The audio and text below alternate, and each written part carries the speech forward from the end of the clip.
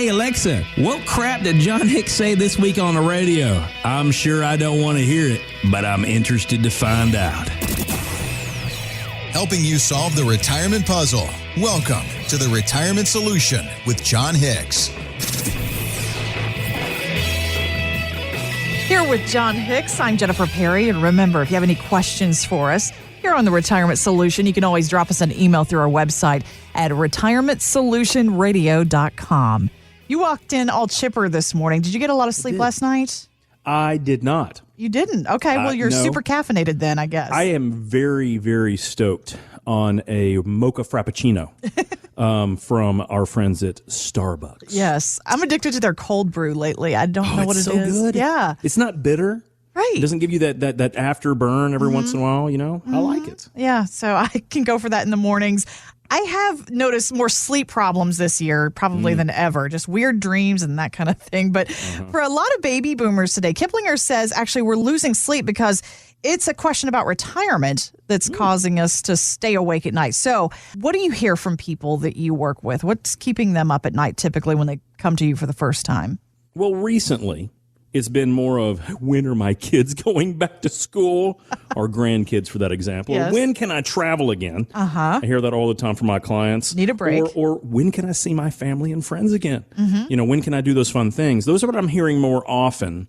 But when we're really thinking about retirement, there are a handful of big ones, guys, that I think do hit us all.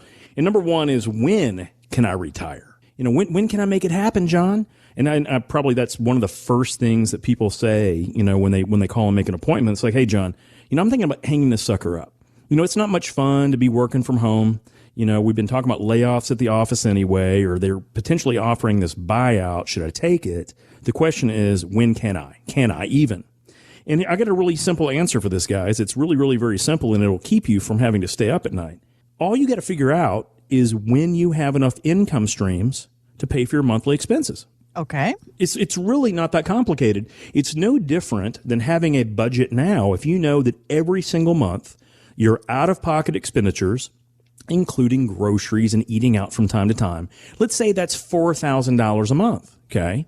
So if you know that you're going to have Social Security and you're going to have a pension and you're going to have a pretty good amount of savings that if you pulled just a little bit from, or you had earnings from that or dividends, if it makes you, let's say, have $6,000 or $6,500 a month, technically you could retire right then, right? True. Yeah. And so the idea is that if you wonder when you can retire, it's really when your income streams far exceed your expenses. So any time that you wait after that is potentially gravy.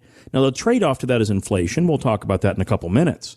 And I think that probably comes into the biggest second question that people have, Jennifer, is are they going to have enough money to do it? And I have a really quick way to think about that. Oh, good. Because this is a biggie. This is a biggie. This is huge because it really kind of helps answer number one of when you can retire. So are you going to have enough money? Well, let's do it like this. You need to know what your Social Security payments are going to be. Okay. You need to know what they're going to be at 62, or if you're already 65 and you haven't turned it on, you need to know what they're going to be now.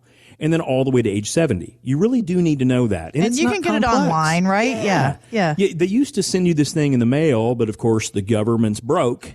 And so they don't do that as much. They do it very rarely. And so now you can go to SSA.gov. So basically Social Security Administration, SSA.gov. And if you haven't ever signed up for it, you're going to have to sign in. They ask you a whole bunch of questions, including your youngest child's middle name and the type of car you drove when you were 17 and things like that, the brand of braces you wore when you were 20. But after you figure all that out the first time, then every time that you get on there, you can see exactly what your payments would be in those periods of time, which is really good to know. But you start off with knowing what that Social Security is going to be. The next thing you do is you add in if you have a pension or not. Okay. So, as much as I hate to say it, it's easy for a lot of us because we don't got no pension. Nope. Zero. It's like, well, John, I know that answer. That's a big old fat goose egg. So nothing there. And here's what we do. Then we look at what dollars have we saved specifically for retirement. So these are the amounts that are typically in our 401k, our IRAs. If we're fortunate enough to have a Roth, you can add that in there in those retirement accounts. And then we take that amount. Let's say it's $400,000. We want to take 3% of that. 3% of $400,000 is $12,000 a year. Okay. So simple math. So that means whatever your Social Security is, plus whatever your pension might be, plus in this example, $12,000. If that is enough for you to go ahead and pay for all the bills we talked about in number 1, you're good. Okay. But here's the point, guys, 3%. 3%, you save $400,000. A lot of money. And the rule of thumb now is you can pull a whopping $12,000 from that. Let's say that you had worked your butt off, or you had saved great. You had done a great job saving. You got $1 million. That's $30,000 a year. This used to be like the thing that we were all trying to get to, right? I'm going to be a millionaire. Remember the show with Regis Philbin? Do you want to be a millionaire? Is that your final answer? Your final answer. What about the answer after that? Is that final? Remember that guy? Yes, but it was a millionaire. And now, if you were a millionaire, $30,000 a year is all that can really get you. Doesn't seem right, does it? I know. No, that's if you use traditional withdrawal methods. Okay. Now, the thing that is, though, is if you find out that you still want to retire, or maybe you have to retire, if 3% from your savings is not enough, that doesn't mean the game is over.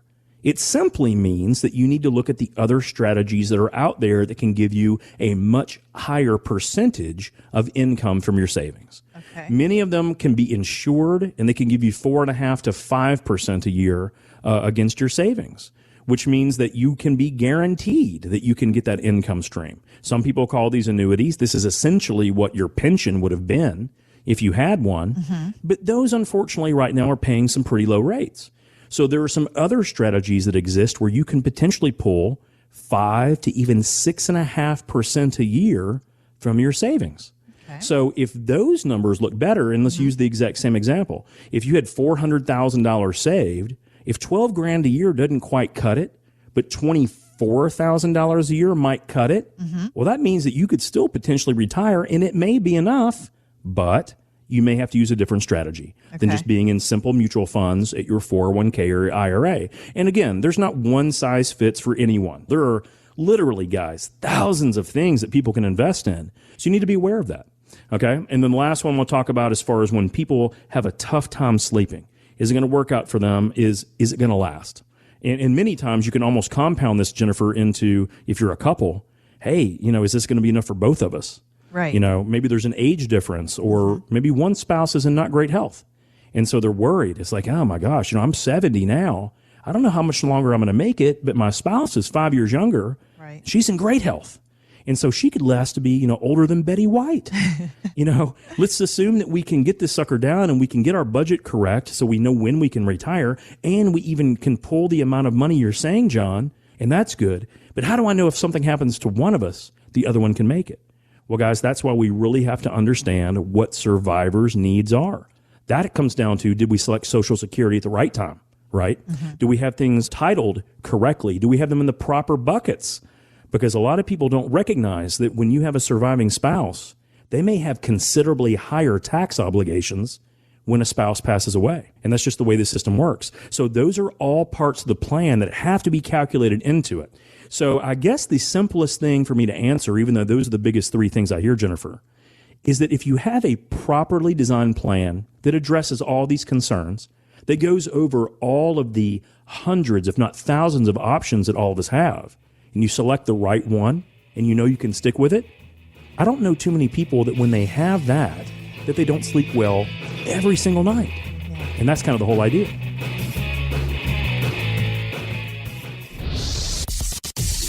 Have questions for John? Drop us an email at retirementsolutionradio.com. Financial professionals are not licensed in all 50 states. To find out if John Hicks is licensed in your state, please call 502-690-5635. J. Hagan Capital Inc. is not affiliated with nor endorsed by the Social Security Administration or any other government agency and does not provide legal advice. Annuity guarantees rely solely on the financial strength and claims paying ability of the issuing insurance company. By contacting us, you may be provided with information about insurance and annuity products offered through John Hicks, Kentucky Insurance License number 998827.